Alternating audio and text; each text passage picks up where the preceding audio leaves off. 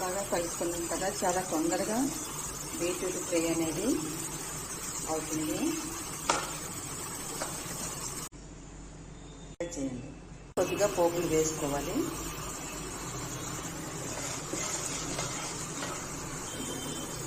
పచ్చిమిరపకాయలు వేసుకోవాలి. కట్ చేసుకున్న ఉల్లిపాయ ముక్కలు వేసుకోవాలి. స్టవ్ మీద వండినప్పుడు ఇలాగా హై ఫ్లేమ్లోనే వండడం, ఇలా వేయించుకోవచ్చు. కొద్దిగా కరివేపాకు వేసుకోవాలి.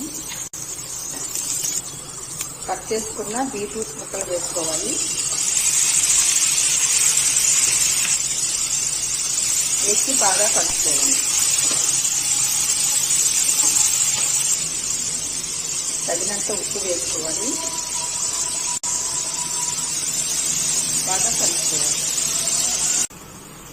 నానబెట్టుకున్న శనగపప్పు కొద్ది వేసుకోవాలి. వేసి బాగా కలుపుకోవాలి. లో ఫ్లేమ్ అంటే 100 వరకు ఇలా చేయాలి. 100 లో ఫ్లేమ్లో బాగా పోతే లో ఫ్లేమ్లో ఉంచాలి. చూద్దాం. తీసి మధ్య మధ్యలో కలుపుతూ ఉండాలి.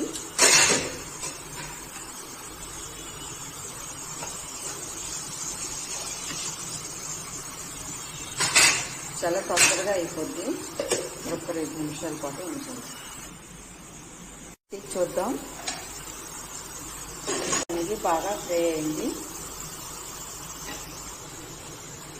మసాలా కారం వేసుకోవాలి. పసుపు, ధనియాలు, జీలకర్ర అన్ని పొడులు కలిసేవి వేసి బాగా కలుపుకోవాలి. బాగా కలుపుకున్నాం కదా, చాలా తొందరగా బీట్రూట్ ఫ్రై అనేది అవుతుంది.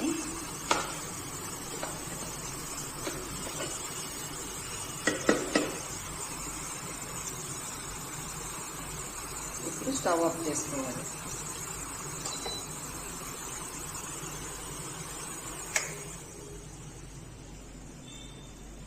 వండిన వెంటనే ఈ స్టవ్ మీద ఇలా ఉంచకూడదు, హీట్కి ఇదవుతుంది.